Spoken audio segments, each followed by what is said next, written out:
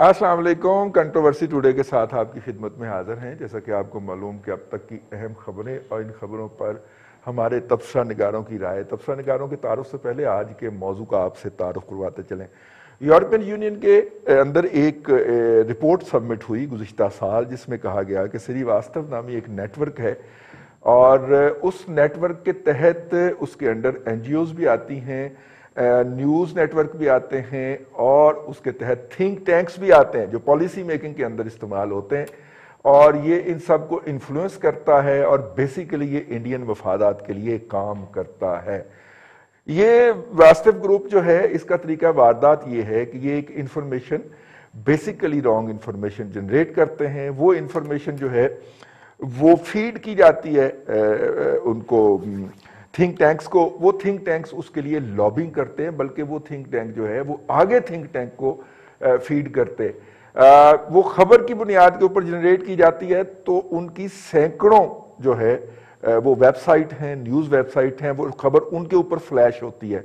और इंडिया के अंदर बहुत बड़ी न्यूज़ एजेंसी ANI जो है वो भी उनका एक एक्सटेंडेड आर्म है। उसके जरिए वो फिर खबरें आगे इंडिया में और इंडिया के जरिए अगली पूरी दुनिया में फैलाते हैं।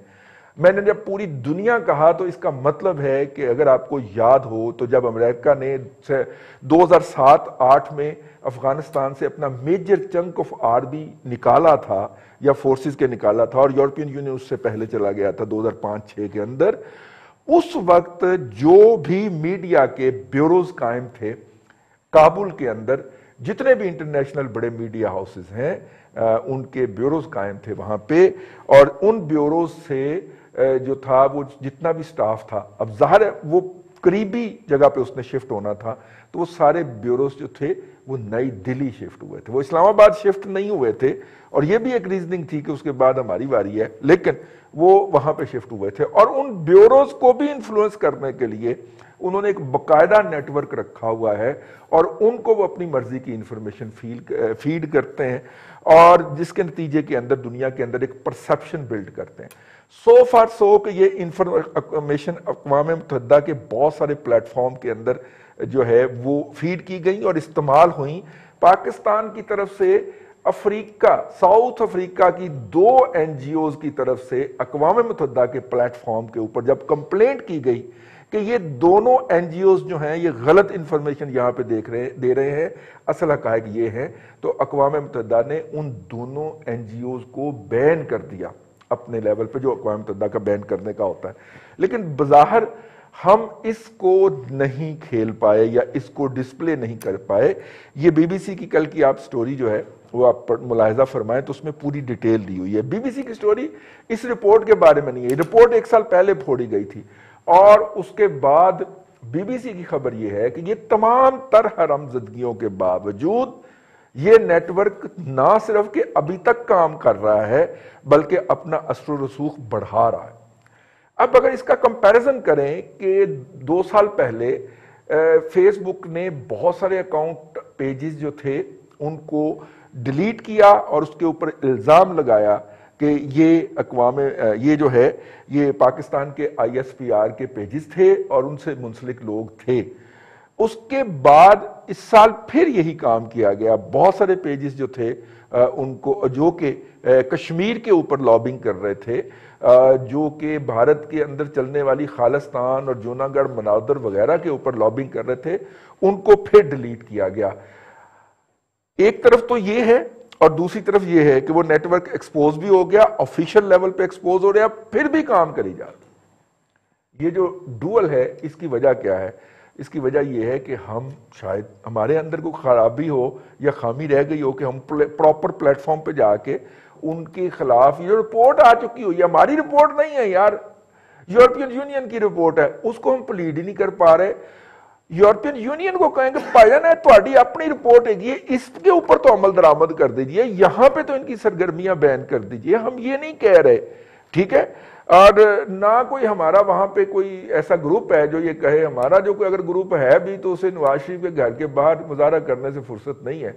तो नतीजे के तौर पे ये देख ले कि वो झूठ बोल रहे हैं, दीदा दलेरी से बोल रहे हैं, चिट्टे दिन बोल रहे हैं, दरीदा दहनी से बोल रहे हैं, और ویسٹ کہہ رہا ہے کہ یہ جھوٹ بول رہے ہیں، ہم اس کے ساتھ آہو نہیں آہو والا بھی وہ نہیں کر پا رہے کہ اس کے پیچھے شامل باجا ہو جائیں کہ ہاں جی ہاں یہ یورپین یونین کی بات سنیں. خیر یہ ہمارا آج کا رونا ہے. اور یہ اے این آئی جو ہے یہ کتنی کا مؤثر ہے، یہ ہمارے پروڈیوسر صاحب آپ کو دکھائیں گے یہ کتنی کا مؤثر ہے کہ جب بھارت نے مقبوضہ کشمیر ہضم کیا ہے تو اسلام آباد پاکستان کا کیپٹل، اس کے کیپٹل کے اندر ہر کھمبے کے ساتھ جو بات لگی تھی وہ ڈسپلے ہوا تھا، وہ ہینگر جو ہوتا ہے وہ بینر، چھوٹا بینر ڈسپلے ہوا تھا، وہ بینر جو تھا وہ اے این آئی کی نیوز کے اوپر تھا. اور وہ کیا تھی کہ آپ سے یہ کشمیر تو ہم نے عزم کیا ہے، اب آزاد کشمیر اور یہ بھی لیں گے، اور جناب مہا بھارت اور یہ وہ سارا کچھ جو تھا. اب وہ دیکھیے وہ اے این آئی کہاں تک انفلٹریٹ ہے، اور اے این آئی کا جو ہیڈ ہے وہ پچھلی 5 بھارتی حکومتوں میں سے 4 کا ترجمان رہا ہے. تو اس سے آپ اندازہ کر لیں کہ کون کس لیول سے اس کی سرپرستی کر رہا ہے. یہ میرا خیال ہے کہ کلبھوشن یادو سے کوئی بڑا کام ہے جی. خیر اس کے اوپر آج ہم بات کریں گے. آج کے مہمانوں کا آپ سے تعارف کرواتے چلیں. آج ہمارے ساتھ لاہور اسٹوڈیو میں موجود ہیں نعیم مسعود صاحب، کالمسٹ ہیں آپ، اور ایک اپنی وکری ٹائپ کے کالمسٹ ہیں. سر بڑی مہربانی آپ کے تشریف لانے کی. اور ان کے ساتھ موجود ہیں جناب ہمدم درینہ ارسلان رفیق بھٹی صاحب. بھٹی صاحب تو بڑیاں گالاں پہ رہی ہیں کل دے پروگرام دے اوپر، کہیں انہوں نے آپ کی گالیاں مجھے ای میل کرتی ہیں ہونے سے مشہور ہو جاتا. تو میں نے کہا کہ چلے میں آپ کو بتا دوں، پہنچائی تو میں نے نہیں ہے لیکن میں آپ کو بتا دیتا ہوں. تو وہ سردار جی کا انٹرویو جو کیا تھا. اچھا جی. اور فون لائن پہ آج ہمیں جوائن کیا بریگیڈیئر سید غضنفر صاحب نے، اور آپ اس خطے کی سیاست کے اوپر بہت نظر رکھتے ہیں، پاکستان کے دفاعی تجزیہ نگار ہیں. اور ابھی تھوڑی ہی دیر میں ہمارے جو اسلام آباد بیورو چیف ہیں ممتاز بھٹی، وہ بھی ہمیں جوائن کر لیں گے. تو بریگیڈیئر صاحب سے شروع کرتے ہیں کیونکہ ان کی اس پہ بہت سٹڈی ہے. بریگیڈیئر صاحب اگر آپ کو یاد ہو تو جب یہ رپورٹ آئی تھی تو اس وقت بھی ہم نے اس پہ ایک پروگرام کیا تھا. اور اب سر وہ ہمارا خیال تھا کہ چور چوری سے پکڑا جائے گا تو وہ باز آ جائے گا، لیکن بی بی سی کہتا ہے کہ وہ دھڑلے سے لگے ہوئے ہیں. سر پورا نیٹ ورک ابھی تک آپریٹو ہے اور کام کری جا رہا ہے، اور کسی کا اسے کوئی خطرہ نہیں ہے، کسی کا اس کو تھریٹ نہیں ہے. کوئی اس کے بارے میں نہ انٹرنیشنل فورا پہ بات کر رہا ہے. حالانکہ یہ سر ہماری رپورٹ نہیں ہے، یہ ان کی رپورٹ ہے جو جن کے ملک کے اندر یہ آپریٹو ہے اور ہمارے مفادات کے خلاف کام کر رہا ہے. جی سر. بہت بہت شکریہ رضی صاحب. پہلے تو اللہ آپ سب کو کووڈ میں پروٹیکٹڈ رکھے. یہ جو رپورٹ جس کا آپ ذکر کر رہے ہیں اور جو چیزیں ہو رہی ہیں، میں یہ ضرور کہنا چاہوں گا کہ کم از کم میں اور آپ اور کچھ ساتھی دن نیٹ ورک کے اسی پروگرام کی وساطت سے بارہا، بلکہ رائٹ اکراس، وہ ایک امیر صاحب پروگرام کیا کرتے تھے اسی چینل پہ شرد پہاڑ کے ساتھ، ان کے منہ پہ یہ چیزیں کہتے رہی. اور جب یہ چیزیں ہم چینلز پہ مختلف پہ، خاص طور پہ مجھے یہ ایکسپیرینس ہوا، میں جب یہ کہا کرتا تھا کہ بھارت اس طرح کا پروپیگنڈا اور اس طرح کا نیٹ ورک قائم کر کے پاکستان کے اندر اور پاکستان کے باہر میڈیا کو، انٹلیکچوئلس کو اور کچھ آرگنائزیشن کو غلط رپورٹیں چاہ کے انفلوئنس کر رہا ہے، تو مجھے بہت سارے ہمارے یہاں کے بڑے سینئر بیوروکریٹ، بہت سارے گورنمنٹ کے فنکشنری، بہت سارے منسٹریل لیول کے لوگ کہتے تھے کہ یار تو ہر وقت کیا کانسپیریسی تھیریاں پیش کرتا رہتا ہے، ہر چیز میں تو کہتا ہے کہ بھارت یہ کام کر رہا ہے. تو مجھے خوشی صرف اس بات کی ہے کہ یہ چیزیں بذات خود پاکستان کی ایفرٹ سے نہیں، یہ باہر والوں کی ایفرٹ سے آشکارا ہو گئی، اور ہم یہ کہہ رہے ہیں کہ ڈنڈا کس مارے ہے. اصل میں اس تمام میں بھارت تو ہمارا دشمن ہے، اس نے یہ سب کچھ کرنا ہے، وہ کر رہا ہے، وہ ہائیبریڈ وار بھی کر رہا ہے، وہ باقی کام بھی کرتا رہا ہے، وہ دہشت گردی بھی کر رہا ہے. اے پی ایس کا واقعہ بھی ہوا، فیصل ایئر بیس کا واقعہ بھی ہوا، پی آئی اے ایئرپورٹ کا واقعہ بھی ہوا، لاہور کے اندر نیول کالج کا واقعہ ہوا، جی ایچ یو کے گیٹ پہ بھی حملہ، سارا کچھ ہوا. سب سے پہلی بات جو سب سے بڑے شکوے کی بات بنتی ہے وجہ اس کی کہ کون کون لوگ ہمارے ایوان اقتدار میں رہے، ہم نے کبھی بھارت کا نام نہیں لیا، کہ ہم اسے پوچھتے تھے یا ہم اس کو ناراض نہیں کرنا چاہتے تھے، یا وہ ہمارا مائی باپ تھا، یا اس کی دی ہوئی گندم اور اس کی دی ہوئی چینی ہم کھاتے تھے. کہ ہم نے کبھی بھارت کا نام نہیں لیا. تو ایک بنیادی اصول ہے وارفیئر کا، چاہے وہ کولڈ وارفیئر ہو، چاہے وہ ہاٹ وارفیئر ہو، چاہے وہ کنونشنل وارفیئر ہو، چاہے وہ نیوکلیئر وارفیئر ہو. ایک اصول دنیا میں کلاسفٹس نے بھی بتایا ہے اور دنیا کے جتنے ملٹری اور پولیٹیکل تھنکر رہے ہیں سب نے بتایا ہے کہ اگر آپ نے کوئی پالیسی یا کوئی اسٹریٹجی بنانی ہے تو سب سے پہلے اپنے دشمن کی آئیڈینٹی کو پہچانو اور اس آئیڈینٹی پہ کوئی کمپرومائز نہ کرو. یہ بنیادی اصول ہے رضی صاحب. اگر میں غلط کہہ رہا ہوں تو آپ کتابیں اٹھا کے پڑھ لیں. ہمارے ہاں میں even I go back to general Musharraf کے زمانے میں بھی یہ بہت سارے دہشت گردی کے اٹیک ہوئے. ہم نے سر دشمن کا نام نہیں لیا، ہم نے انڈیا کا نام لینا سمجھا شاید ہمارا وضو ٹوٹ جائے گا. تو جب آپ دشمن کو نہیں پہچانے، جب آپ دشمن کا نام ہی نہیں لے رہے، جب آپ دشمن کو پوائنٹ آؤٹ ہی نہیں کر رہے، تو پھر شکوہ آپ کس سے جا کے کریں گے؟ پھر تو آپ جا کے انڈیا سے شکوہ نہیں کر سکتے. یورپین یونین کا تو آپ کو شکر گزار ہونا چاہیے کہ انہوں نے کوئی چیزیں یہاں پہ آپ کو اشتارا کر کے بتائی ہیں. آپ نے کلبھوشن یادیو کا نام نہیں لیا، آپ نے اس کے لیے وکیل تک نہیں کیا. یہ جو چیزیں پاکستان کے اندر ہو رہی ہے، آج کی بات تو نہیں، جرمنی میں آپ کو یاد ہے بھارت کی جو حرکتیں، جرمنی میں ایک میاں بیوی گرفتار ہوئے تھے، منموہن سنگھ اور اس کی وائف تھی کنور جیت سنگھ. وہ کیا کر رہے تھے؟ وہ جاسوسی کر رہے تھے کشمیری سیپریٹسٹ پہ اور سکھوں پہ. انڈیا کے اندر، یو کے اندر ایک یو کے اوریجن کا، انڈین اوریجن کا یو کے عنایت نور الہی گرفتار ہوا تھا. اس نے وہاں پہ ایک رنگ بنایا تھا پاکستانیوں کی اور باقیوں کی جاسوسی کرنے کے لیے. یورپ کے اندر لوگ گرفتار ہوئے تھے. مطلب میں کس جگہ کا اگر نام لوں گا تو شاید آپ کے پروگرام کا ٹائم کم پڑ جائے، لیکن وہ یہ کام کرتا رہا، ہمیں پتا تھا وہ یہ کام کر رہا ہے. میں الحمدللہ میں کہہ سکتا ہوں کہ ہم نے اپنے دورے جب ہم نے بہت سارے ایسے نیٹ ورک انرتھ کیے، آؤٹ آف دی وے جا کے انرتھ کیے.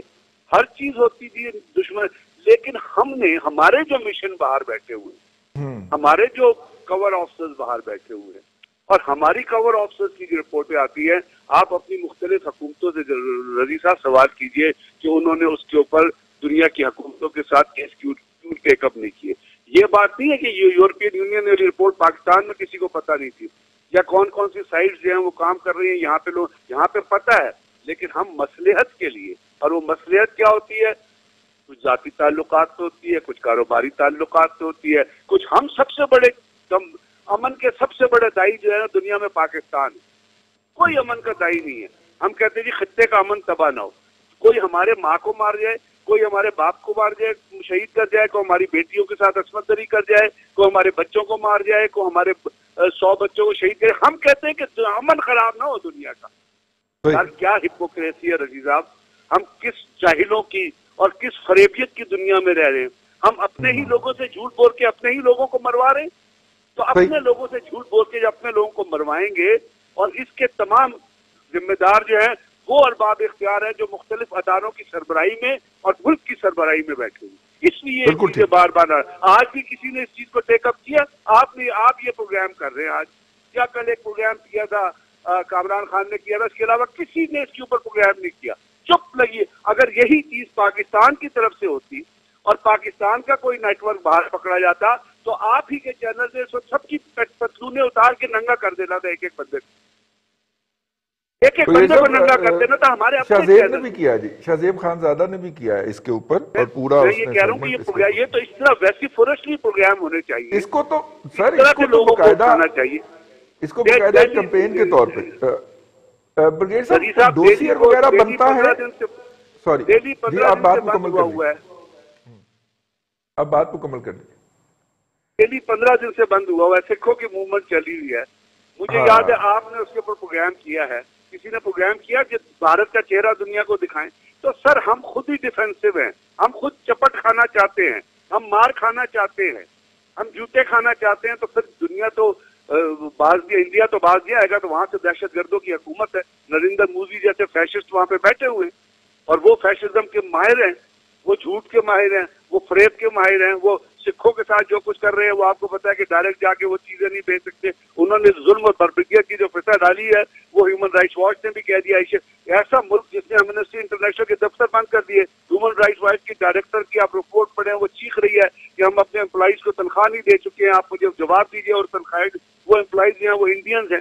تو جو ملک اپنے لوگوں کو پلوامہ کی طرح مروا رہا ہے، اپنے فوجیوں کو اس لیے مروا رہا ہے کہ جی میں الیکشن جیت جاؤں، وہ پاکستان سے کس طرح دوستی کر سکتا ہے؟ بالکل ٹھیک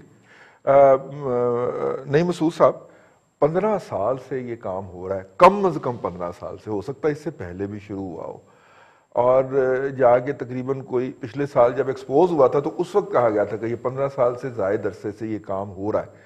اب آپ تھوڑا سا اس کو لائیں، 15 سال سے کو اگر آپ ذہن میں لائیں تو کس طرح کشمیر کا جو مدعا ہے، جو وہاں پہ ہونے والے مظالم ہیں، ان کو کس طرح سوئنگ کیا جاتا ہے۔ پاکستان میں کشمیر کا نام لینے والے کوئی بھی شخص کا، حافظ سعید صاحب کا حشر دیکھیں کیا کیا جاتا ہے، مطلب ایک پوری کیمپین لانچ کر دی جاتی ہے نا اس کے لیے، اور اقوام متحدہ کو بھی گمراہ کیا جاتا ہے اور ان کو بھی، یورپین یونین والوں کو بھی گمراہ کیا جاتا ہے۔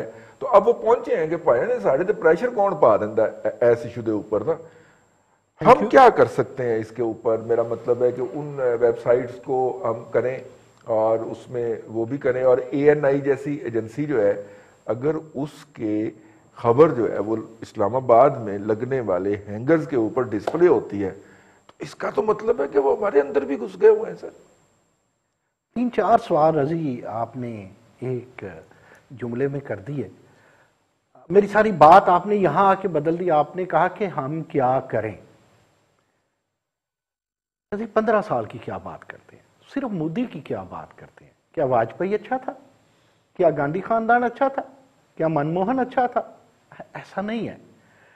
اصل مسئلہ یہ ہے کہ ہمیں سوچنا پڑے گا کہ ہم نے ڈیفینس کرنا ہے یا آفینس کرنا ہے۔ ہمیں سوچنا پڑے گا کہ ہم نے انہیں صرف برا کہہ کے تو اپنا گزارا کر لینا ہے یا ہم نے ان کا مقابلہ کرنا ہے۔ ادراک، ارادہ اور احساس کو جب تک ایک ٹرائی اینگل لے کر کے پوری قوم، اب جب میں نے پوری پہ زور دیا نا تو بیچ میں وہ بھی آگئے ہیں جن کا میں نے نام نہیں لینا، ٹھیک ہے، آپ پہ باری گزرے گا، ہمارا کیا ہے؟ پروگرام بند کرا دیں۔ اب وہ پہلے آپ مکمکیہ کر لیتے ہیں۔ میری خواہش ہے کہ آپ کا پروگرام چلتا رہے، جس طرح بریگیڈیئر صاحب نے آپ کے پروگرام کی تعریف کیا، باقی بریگیڈیئرز بھی کریں۔ سوال یہ پیدا ہوتا ہے کہ ہم کیا کر رہے ہیں؟ آپ نعیم مسعود جیسے ادنا کی بات سنیں یا آپ اپنے یہ کیمرے والے کو پوچھ لیں، یہ بھی کہے گا کہ ایران سے افغانستان تک، پھر آپ کے بلوچستان میں، آپ کے کراچی میں، کہاں کہاں ان کا انفلوئنس نہیں ہے، ان کی ایجنسیاں، ان کی NGOs کہاں کہاں نہیں گھسے ہوئے؟ کہ آپ کے سیاستدانوں میں نہیں گھسے یا آپ کے اور کچھ نامور لوگوں میں نہیں گھسے؟ وہ گھسے ہوئے ہیں، آپ نے کبھی پکڑے نہیں ہیں۔ اچھا اگر پکڑ ہی لیتے ہیں آپ تو وہ صرف خبریں بنتی ہیں، سزائیں نہیں بنتی۔ اچھا اب سزا پہ پہنچتی ہیں تو آپ خود ہی مصلحتوں کو سامنے لے آتے ہیں۔ آپ لوگ I'm sorry, with due apologize، ہم لوگ بھارت کو موقع دیتے ہیں۔ آپ کا ٹیلنٹ کوئی کم نہیں ہے، آپ سوشل میڈیا میں کم نہیں ہے۔ آپ رضی جب یہ کہتے ہیں اور سب کو یہ پتا ہے کہ ان کا ایک جو ترجمان پچھلی 5 میں سے 4 حکومتوں کے ساتھ رہا، وہ کیوں رہا؟ اس کا مطلب یہ ہے، اس BBC کہتی ہے یا کوئی، ہم سب کہتے ہیں نا، پورا میڈیا کہہ رہا ہے نا، تو BBC کوئی کچی بات تو نہیں کر۔ اس کا مطلب ہے کہ چاہے وہاں کانگریس ہو، چاہے وہاں منموہن کی پارٹی ہو یا یہ جناب کی پارٹی ہو جنہیں ہم بہت برا سمجھتے ہیں، سب کو برابر برا نہیں سمجھتے، ہم شاید خوش ہو جاتے، کس نے یار اس کے آنے کے لیے دعائیں منگوائی تھی؟ کس نے حسن زن سے کام لیا تھا؟ رضی نہ میں نے لیا تھا، نہ آپ نے لیا تھا، نہ بھٹی نے لیا تھا۔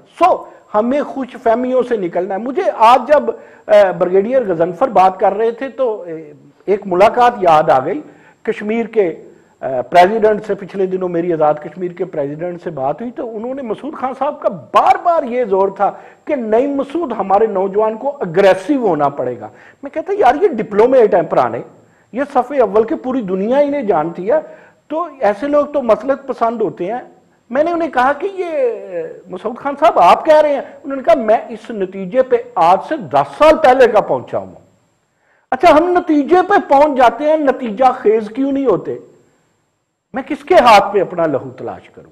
اب مسئلہ یہ ہے کہ آپ کی نہ ویب سائٹس کم ہیں، آپ کی فیس بک والے چیزیں اڑا دیتے ہیں، آپ کے ہم اپنا فیس دیکھیں رضی، ہمارا فیس کس طرح ٹھیک ہوگا؟ کیا میں نے یا آپ نے یہ کبھی نہیں کہا؟ میں تو 2012 سے ٹی وی پہ بیٹھ کے یہ کہتا ہوں ان کی لابیز مضبوط ہیں اقوام متحدہ میں، سب کو پتہ ہے۔ بٹی جہاں چیختا رہتا ہے یو کے میں ان کی لابیز مضبوط، میں کہتا ہوں ان کی یہاں بھی پاکستان میں بھی لابیز مضبوط ہیں۔ نعیم مسعود اگر پکڑ سکتا ہو تو آج ہی پکڑ کے سرے بازار ان کا سر قلم کر دے جو ملک دشمن عناصر ہے۔ یہ ہماری ایجنسیوں کو، یہ ہماری حکومتوں کو، یہ ہمارے نواز شریفوں کو، یہ ہمارے عمران خانوں کو، یہ ہماری بے نظیروں کو پہلے ہی کر دینا چاہیے تھا۔ کیوں نہیں کیا؟ کیوں؟ جب ہم جوہری توانائی ہیں تو اب ذرا یہ سوچیں، میں اس بات کو مختصر کرتا ہوں، کتنے دڑلے سے انہوں نے ہڑپ کیا یا سبوتاج کر دیا اس شکوں کو جو مقبوضہ کشمیر کے حوالے سے تھی۔ اس کا مطلب ہے وہ آج سے کام تو نہیں کر رہے تھے، تو آپ نے کیا کر لیا؟ وہ لوگ کام کرتے ہیں، آپ کو اینٹ کا جواب پتھر سے دینا ہے، اگر نہیں دینا تو سال بعد رونے دھونے نہ کیا کریں یار۔ اتنی مرگوں کے بعد سال بعد تو لوگ ہنسنا شروع، سال پہلے کی رپورٹ ہے۔ آج آپ کے وزیر خارجہ بھی اس پہ دماندار جناب پریس کانفرنس کر رہے ہیں۔ بی بی سی نے تو آپ کو ایک پرانی بات کو نئے طریقے سے کر کے پیش کیا۔ میں کہتا ہوں کہ آپ سب کو اس بات کا 15 سال سے ادراک ہے، لیکن آپ اس کے مقابلے میں اس لیے نہیں آتے کہ آپ کہتے ہیں کوئی بزنس نہ چھوٹ جائے، کوئی گاڑی نہ چھوٹ جائے۔ اور کیا کرنی ہے گاڑیاں، کیا کرنے ہیں بزنس، کیا کرنی ہے وہ ایل او سی؟ آپ کی ان سے جنگ ہے اور آپ جنگی بنیں گے تو وہ آپ کو تسلیم کریں گے۔ اگر پاکستانی جنگی، اب یہ ہائیبرڈ جنگ ہو یا یہ بلینڈڈ جنگ ہو یا یہ اکنامیکل جنگ ہو، ہر وار میں آپ نے میدان سجانا ہے۔ نہیں سجانا تو ایسے پروگرام کرتے رہیں، رضی کیا فرق پڑتا ہے؟ جی بالکل ٹھیک ہے۔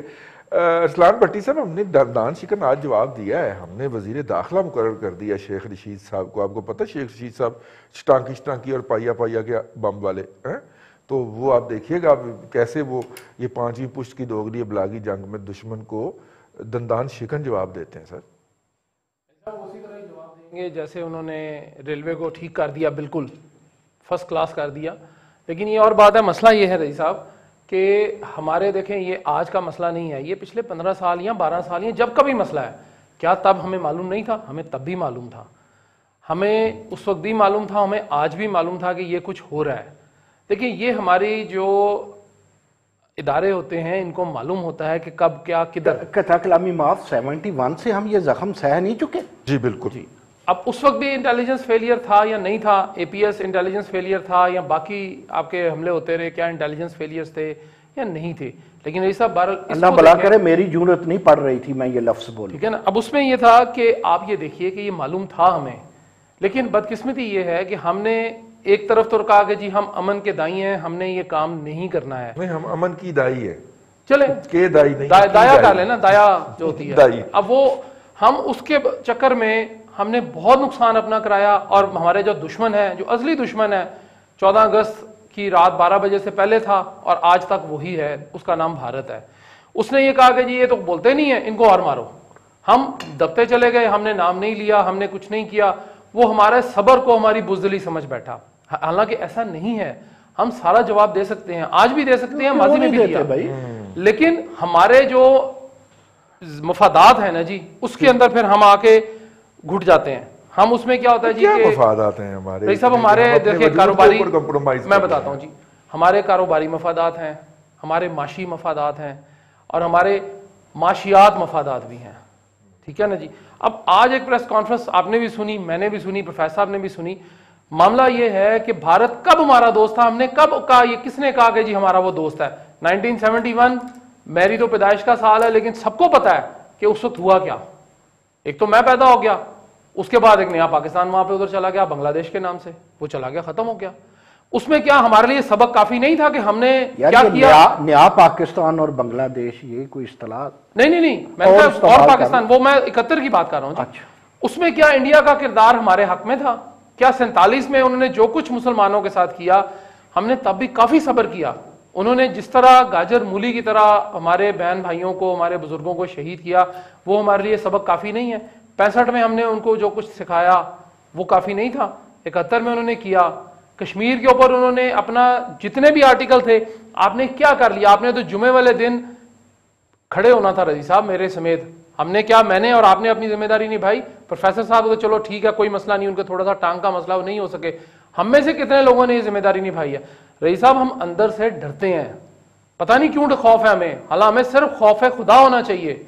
हम इंडिया से क्यों खार खाते हैं, इंडिया को हम क्यों खौफ उससे खाते हैं, मेरी तो ये बात आज तक समझ में नहीं, हमारे में कमी क्या है? हम सिर्फ छोटा मुल्क है, उससे कमी है, आयोडीन की कमी, ठीक है, उसके साथ हमारी क्या, उनसे हमारे पास क्या टैलेंट नहीं है? ये जो 5th जनरेशन वॉर आप कह रहे हैं ना रईस साहब, हम उनसे बेहतर लड़ सकते हैं, हमारे पास वसाइल भी मौजूद हैं, सारा कुछ मौजूद है। 5वीं पुश्त की दोगली अबलागी जंग आपने और मैंने लड़नी है, रईस साहब, कोई मसला है। लेकिन अगर मेरी और आपकी जगह के ऊपर एक ऐसा बंदा आके बैठ जाए जिसकी तालीम FA हो और जिसका अबलागियात से कोई ताल्लुक ही ना हो, अबलागियात तो दो तरफा होता है ना जी, वो सिर्फ हुक्म देने का आदी हो, तो फिर ये 5वीं पुश्त की दोगली अबलागी जंग जो है इसमें शिकस्त यकीनी है सर। रईस साहब, वो बिल्कुल दुरुस्त कह रहे हैं आप। देखें, उनके वहां पे मैक्सिमम पढ़े लिखे, अब ये जो ANI एजेंसी की आप बात करते हैं ना, जी, जी, ये 1971 को आप PhD करवा के ले आए, जिसे अमली जिंदगी का तजुर्बा नहीं है, जिसने खुद हेडलाइन नहीं निकाली है सर, जी उसे जी नहीं पता। रईस साहब, ये बात ठीक है आपकी, लेकिन ANI की अगर मैं थोड़ी सी बैकग्राउंड आपको बता दूं कि वो बंदा जो प्रेम प्रकाश है, उसका बैकग्राउंड ये है जी कि वो फोटो जर्नलिस्ट था रॉयटर्स के साथ, जब 1971 में जब उसने रॉयटर से मुझे याद आया, रॉयटर पार्टनर है ANI का, इस सेटवर्क का हिस्सा है रॉयटर। 1988 में इसके अंदर उसने अपने बाकायदा शेयर्स खरीदे, इस वक्त उसका वो चेयरमैन है, अब वो उसका बेटा उसका चला रहा है। वो मसला ये है जी कि प्रेम साहब जो हैं, प्रेम प्रकाश साहब, उनका देखें, हमारा उनसे कुछ लेना देना नहीं है, लेकिन अगर वो मेरे मुल्क के खिलाफ कोई बात करता है तो मेरा सबसे बड़ा दुश्मन वो होगा। बिल्कुल ठीक। और मेरे साथ मेरे इदारों को दाएं और बाएं नहीं, मेरे से आगे खड़ा होना चाहिए कि तुम्हारी ऐसी की तैसी प्रेम प्रकाश, हम तुम्हें देख लेते हैं। हम बजाय इसके कि हम उनसे लड़ें, हम अपने मुल्क में जो है हम आंख खोल लेते हैं, और कभी डोमेस्टिक मसाइल पे आ जाते हैं, कभी हम कोई जलसे कैंसिल कराते फिरते हैं, और खुदारा इसको छोड़ दें, नहीं है, ये जो अपोजिशन करती इसको करने दें। ताजा शाहकार जो है ना, वो बट कड़ाई वाले के खिलाफ मुकदमा है, वही हो गया। उसके अलावा वो जिसने फूल दिए हैं उसको पकड़ लिया इन्होंने रायवेंड से आज उस लड़के को, कि तुमने फूल क्यों सप्लाई किया, उसने कहा जी मेरा तो कारोबार है। उसके खिलाफ जो है मुकदमा का मुद्दई भला कौन है? कोई एक पटवारी है। रईस साहब, मैं आपको क्या बताऊं यार, ये 5वीं पुश्त की दोगली अबलागी जंग यही है हमारे यही हमारे जो दोस्त हैं। ब्रेक से वापस आते हैं तो फिर हम इसके दीगर पहलुओं पे बात करते हैं कि ये मुसीबत या ये बीमारी जो है ये शुरू कहाँ हुई थी।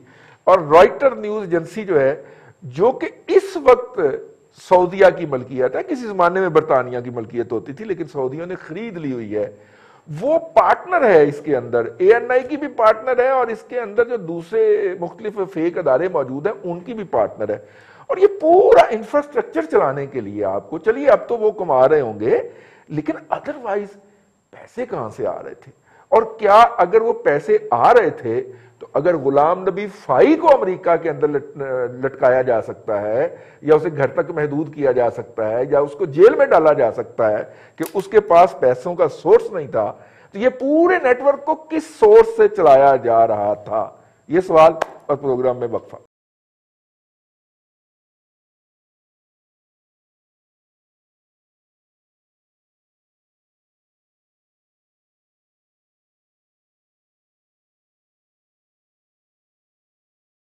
Welcome back. कंट्रोवर्सी टुडे के अंदर आपको एक मरतबा फिर खुश आमदीद कहते हैं। और भट्टी साहब जो हैं वो मैंने उनको बता दिया कि इंडिया से इनको बहुत ज्यादा गालियां पड़ी। अब मैं आपको बकायदा फॉरवर्ड कर दूंगा भाई साहब, वो अब जब इस प्रोग्राम के बाद। जी जी जी, बनफ्स नफीस का। हाँ जी, ब्रिगेडियर जनफर साहब की तरफ चलते हैं। ब्रिगेडियर साहब हमारे साथ हैं? जी जी सर। ब्रिगेडियर साहब, अगर आप ये 15 या 16 या 17 साल पहले चले जाएं तो मुझे क्यों लगता है, मेरी करेक्शन कीजिएगा, कि हमने जब ये बयानिया दिया कि पाकिस्तान को बाहर से नहीं अंदर से खतरा है, और फिर पाकिस्तान के अंदर मुख्तलिफ जगहों पे ऑपरेशन हुए, ये सारी फाउंडेशन है इन फेक NGOs की, फेक थिंक टैंक की और फेक उसकी, ये मुझे वहीं पे कहीं पे उसी दौर के अंदर लगती है, इसकी फाउंडेशन हुई है। लेकिन मैं जो सवाल ब्रेक से पहले छोड़ के गया था वो ये था कि गुलाम नबी फाई के अकाउंट से कुछ डॉलर निकलते हैं जो उसको डोनेशन मिली होती है, और उस पर इल्जाम लगा दिया जाता है कि ये इसको ISI ने फंडिंग की है, और उसको आप कश्मीर की लॉबिंग से रोक देते हैं सर। लेकिन ये इतना बड़ा नेटवर्क है सर, 15 तो उसके अंदर वेबसाइट्स हैं, और वेबसाइट जो मैंने विजिट की हैं वो सर अच्छी भली उसके अंदर 50-100 बंदा एम्प्लॉय हो तो उस तरह की वेबसाइट होती है सर। फिर थिंक टैंक है सर, थिंक टैंक में काम करने वाले को आपके और मेरी तरह वॉलंटियर तो नहीं करते ना जी, वो पैसे लेते हैं। और फिर उसके बाद सर न्यूज एजेंसी तो आपको पता है कितना बड़ा नेटवर्क है, इसको पैसा कहां से आ रहा था, और अगर वो पैसा आ रहा था तो वो किसी की नजर में क्यों नहीं आया सर, किसी बैंकिंग चैनल की नजर में क्यों नहीं आया कि ये पैसा कहां से आ रहा है? FATF का डंडा सिर्फ हम पे चलता है सर। ANI के ना कोई 100 न्यूज ब्यूरो है, न्यूज कंटेंट ब्रॉडकास्टर्स को, न्यूज पोर्टल को, न्यूज़पेपर को, सोशल मीडिया प्लेटफॉर्म्स को प्रोवाइड करते हैं। पैकेज प्रोग्रामिंग होती है जो दुनिया पूरी लीडिंग टीवी मार्केट में शेयर करती है और यूनाइटेड स्टेट्स ऑफ अमेरिका में जाती है। अब ये तमाम दुनिया को ANI के नेटवर्क का पता है।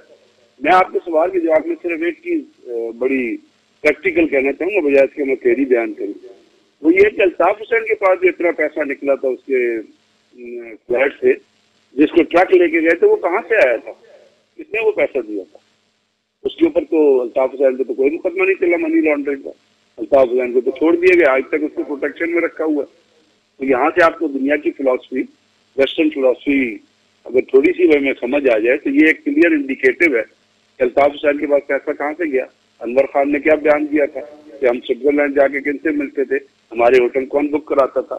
और अगर आपने रॉ की ऑर्गेनाइजेशन पढ़ी हो और रॉ की ऑर्गेनाइजेशन की अगर आप डिटेल्स में जाएं तो वो बिल्कुल उसको उन्होंने बिल्कुल CIA की लाइन पे ऑर्गेनाइज किया है। और रॉ की ऑर्गेनाइजेशन के अंदर एक इलेक्ट्रॉनिक एंड टेक्निकल डिपार्टमेंट है जो उसकी नूडल एजेंसी है, तो ETS NTRO इस किस्म के प्रोग्राम्स करती है और उसको एक स्पेशल सेक्रेटरी और एक असिस्टेंट सेक्रेटरी जो है वो हेलो जी सर कंटिन्यू कीजिए। एक स्पेशल सेक्रेटरी उसको हेड करता है। और आपने अभी देखिए कि अभी आपकी नजर से गुजरा होगा एक जमात-उल-अहरार के साथ कुछ तंजीमों की मीटिंग हुई और उसको कितना पैसा प्रोवाइड किया गया, जो अजीत कुमार डेवल ने डायरेक्टली प्रोवाइड किया। आपको याद हुआ CPAC के लिए इंडिया ने कितना बजट रखा हुआ है, वो पैसा कहाँ से आया? तो रॉ का एक बहुत एक्सटेंसिव आउट बजटेड, जिसमें बजट के अंदर इंडिकेट नहीं होता, और जो पैसे है मुख्तलिफ जो माफियाज हैं, जो अंडरग्राउंड नेटवर्क है, आपको अगर यहाँ पता हो तो रॉ का जिस वक्त यहाँ पे इनका अफगानिस्तान के अंदर इन्होंने कवर ऑफिस बनाए थे और अपना नेटवर्क बनाया था, तो सबसे पहले रॉ के उनके साथ जो उन्होंने इंडक्ट किए थे वो ये जो माफियाज थे, माफियाज जो अंडरग्राउंड माफिया के जो क्रिमिनल्स थे उनको वो लेके आए थे। और अंडरग्राउंड माफिया आपको पता है दिल्ली और बॉम्बे में कितना कितनी स्ट्रॉन्ग है। ये जो क्रिकेट में और जुए में जो पैसा लगता है, इसकी अभी फंडिंग अगर निकाल के देखें तो इसकी कोई अपना जो 50% फंडिंग है वो उनकी इंटेलिजेंस एजेंसी की तरफ से आती है जहाँ से वो पैसा कमाते हैं। CIA जब अफगानिस्तान में थी और एक बहुत बड़े आर्टिकल आए कि ड्रग वॉर, अपना terrorism war for drugs for terrorism war, और उसके अंदर जितना तालिबान ने पॉपी खत्म की थी, जब बैटो फोर्सेस थी उन्होंने पॉपी को टॉप पे पहुंचा दिया और पूरी दुनिया में नारकोटिक स्मगल हो रहे थे। तो वो नार्को वॉर जो थी, जो CIA लड़ रही थी, नार्को जो पैसा आता था वो यहाँ पे इन्वेस्ट, तो ये मुख्तलिफ सोर्सेज हैं जिसके जरिए पैसा फंड किया जाता है। और ये तमाम अब 44 गैंग जो इंडिया के इन्वॉल्व है, आपने खुद रिपोर्ट पढ़ी, ये इलेक्ट्रॉनिक इकोनॉमिक इंटेलिजेंस यूनिट की रिपोर्ट है जो अमेरिका में बेस है, ISI ने नहीं बनाई। उसने रिपोर्ट दी कि इंडिया के 44 बैंक जो है वो मनी लॉन्ड्रिंग में इन्वॉल्व है। वो 44 बैंक की मनी लॉन्ड्रिंग किधर जा रही थी? वो किसी किस्म के सेटअप्स होते हैं जिनको ये पैसा पे होता है। और पाकिस्तान ने मुख्तलिफ औकात से इससे आवाज उठाई जरूरत है। मुझे पता है कि बहुत सारी चीजें ऐसी है जो आपकी बिहाइंड दी डोर भी ट्रांसफर हुई है, लेकिन दुख की बात ये है, फिर वही वहां पे आपको आके कहूंगा, जो बड़े अफसोस की और बड़े दुख की बात है, लेकिन मुझे ये कहना पड़ता है कि इसमें तमाम की तमाम इन चीजों को ना आश्कारा करने में हमारी मुख्तलिफ अदवार की लीडरशिप का और मुख्तलिफ अदारों के हेड का कसूर है। प्रोफेसर नईम मसूद साहब भी फरमा रहे थे, एक चीज पे मैं उनसे डिफर करूंगा, तो बड़े पढ़े लिखे आदमी हैं, कि there is no need of distinction between the offensive and defensive. Offensive और डिफेंसिव दोनों पॉलिटिकल स्ट्रेटजी में भी मिलिट्री स्ट्रेटजी है। हम जब दिफा लेते हैं ना, दिफा लेते हैं ग्राउंड के ऊपर, हमें दिफाई पोजीशन इख्तियार करते हैं किसी लड़ाई के लिए, तो उसमें ऑफेंसिव डिफेंस का कॉन्सेप्ट होता है। यानी आप डिफेंस के अंदर ऑफेंस को इन्वॉल्व, और ऑफेंसिव डिफेंस का मतलब क्या होता है कि आपने कहीं डिफेंस लिया है, लेकिन वहां से आप अपने पेट्रोल निकालेंगे, आप अपने रेडर निकालेंगे, जाके दुश्मन पे एम्बुश करेंगे, आप किसी जगह को रेड, तो you have to have an offensive defense. Both बिल्कुल ठीक है। combine together. तो ये चीजें हैं हमारे, इसके अंदर मैं आज कुछ नहीं, सिर्फ ये कहूंगा और बड़ा वेस्ट और हमेशा का है, इसके अंदर हमारी पॉलिटिकल जो भी लीडरशिप रही है। अब इस वक्त अगर हम किसी पार्टी कहेंगे तो आप कहेंगे मैं फलानी पार्टी का आदमी हूँ, लेकिन इस पिछले 20 साल के अदवार में जो भी लीडरशिप रही है, देखिए सिर्फ एक छोटी सी मिसाल जरूर देना चाहूंगा इस चीज को एक्सप्लेन करें कि एक दफा अमेरिकन एम्बेसडर, जो इतना बड़ा मुल्क है अमेरिका, वो ISI को और गवर्नमेंट को बगैर बताए जिया साहब के जमाने में अफगानिस्तान में पेशावर की तरफ जा रहा था, तो ये बात सुनता मैसेज। जी जी जी, वो पुराने जमाने की बात थी, ब्रिगेडियर साहब से राब्ता मुनक़ता हो गया, आवाज नहीं आ रही उनकी। सर जी, ये खैर माजी में तो बहुत कुछ हुआ है और होता रहा है। देखिए, एक वेबसाइट है इंडिया की print.in, वो इन में तो मुझे नजर नहीं आई, लेकिन इस वक्त वो पाकिस्तान में जिनको नहीं छपने दिया जाता वो उनका डेस्टिनेशन है, मतलब उनकी आखिरी मंजिल है। जो पाकिस्तान में नहीं छपने दिया जाता वो वहाँ पे पाकिस्तान की मौजूदा हुकूमत से इख्तलाफ रखने वालों के जो आर्टिकल्स और मज़ामीन और इंटरव्यूज़ जो हैं वो वहाँ से बड़ी भारी तादाद में छप रहे हैं। और अगर आप थोड़ा सा इन्वेस्टिगेट करें तो आपको वो भी उधर ही ले जाएगा कि ये print.in, हमें तो किसी ने कहा था, हमने कहा जी अल्लाह माफ़ी दे दें, आप बड़े लोग हैं, बड़े नेटवर्क में हैं, हम इस नेटवर्क के खिलाड़ी नहीं हैं।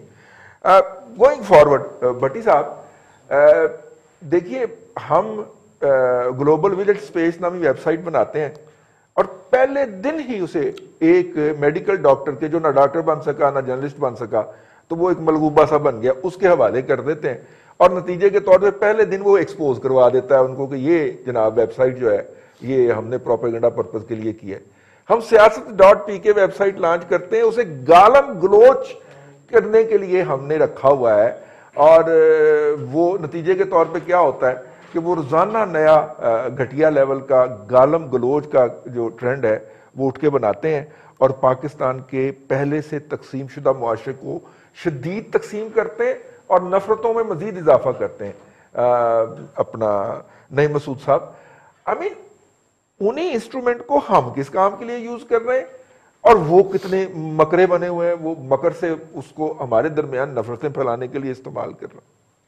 देखिए, मुल्क की एजेंसियां हों, मुल्क के मुहाफिज हों, मुल्क के अदारे हों या मुल्क के सियासतदान, जो अपनी कौम को तकसीम दर तकसीम के सिलसिले से जोड़ेगा वो अपनी कौम को कमज़ोर करेगा और कमज़ोर किसी को नहीं करना चाहिए। ये बात तो मैं यहाँ ही ख़त्म करता हूँ। दूसरी बात, ब्रिगेडियर गजनफर साहब ने एक बात ऑफेंस डिफेंस की कही, उन्होंने बिल्कुल दुरुस्त बात की, मेरे नॉलेज में इजाफा किया, लेकिन मैं जो ऑफेंस और डिफेंस की बात कर रहा था कि हमें ऑफेंसिव होना चाहिए, डिफेंसिव से नहीं, वो मैं अपने प्यारे सियासतदानों और सियासतकारों और जो मौजूदा हुक्मरान और वज़रा हैं उनसे कर रहा था।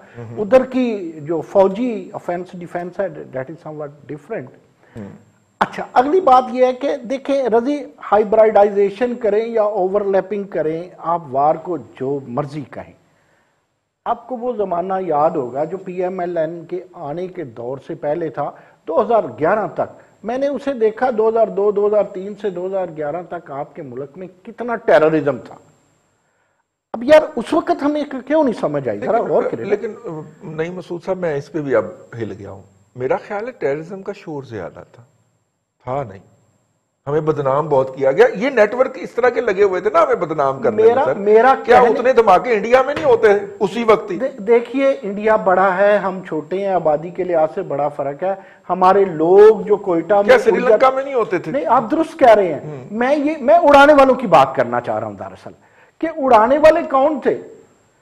जनरल हमीद गुल से आखिरी जब वो अल्लाह को प्यारे हो गए तो 3 4 5 साल मेरी बड़ी उनसे मोहब्बत रही, न्याजमंदी रही, मैं उनसे बड़ा सीखता रहा। वो जिस तरह अभी ब्रिगेडियर गजनफर कह रहे थे कि लोग मुझे कहते हैं मैं कल्पता रहता हूँ, कॉन्स्पिरेसी थ्योरीज देता हूँ, वो एक बात हमेशा करते थे, वो कहा करते थे कि मुसाद और जो इंडियन अमेरिकन CIA है, इससे कभी पाकिस्तान को बेखबर नहीं होना चाहिए। इसका मतलब क्या था उस वक्त का? जनरल हमीद के गुल के दौर का सोशल मीडिया इसी तरह था ना। वही बात, फिर वही बात आ गई जो मैं नहीं करना चाह रहा था। हमारा सोशल मीडिया और सोशल मीडिया के पीछे बैकग्राउंड में जो म्यूजिक देने वाले लोग हैं वो अपनी कौम को तकसीम करते हैं। हम ऐसा प्रोपेगेंडा, मैं ऑफेंस कह रहा हूं, हमें भी उनकी جو ان کی غلط چیزیں ہیں کیا انہیں سامنے نہیں لانا چاہیے؟ کیا ان کی ویب سائٹس نہیں بنانی چاہیے؟ سوشل میڈیا دیکھیں یہ جو سلسلہ ہے نا ڈس انفارمیشن اور انفارمیشن کے درمیان، ڈس انفارمیشن ہو یا مس انفارمیشن ہو یا ٹرو انفارمیشن ہو، یہ بعد کی باتیں ہیں۔ آپ ایک غلط بات کریں تو صحیح سوشل میڈیا پہ وہ ملٹیپلائی ہو کر کے آگے جائے گی، آپ ٹھیک بات بھی کریں وہ بھی ملٹیپلائی ہو کے آگے تک جائے گی، سلسلہ رکتا نہیں ہے، لیکن کوئی بات تو کرے۔ میں یہ کمی محسوس کرتا ہوں ہمارے جو سوشل میڈیا کے لوگ ہیں، میں یہ بھی کمی محسوس کرتا ہوں ہمارے جو انگلش اخبارات ہیں وہ یو کے تک، وہ اقوام متحدہ تک، وہ امریکہ تک، وہ باقی کنٹریز تک، اس طرح ہمارا کوئی چند ایک ہوگا آپ دے دیں گے، آپ بڑے صحافی ہیں بات کر دیں گے، کون سا ہمارا اخبار ہے انگلش جو انڈیا میں بڑا پڑھا جائے؟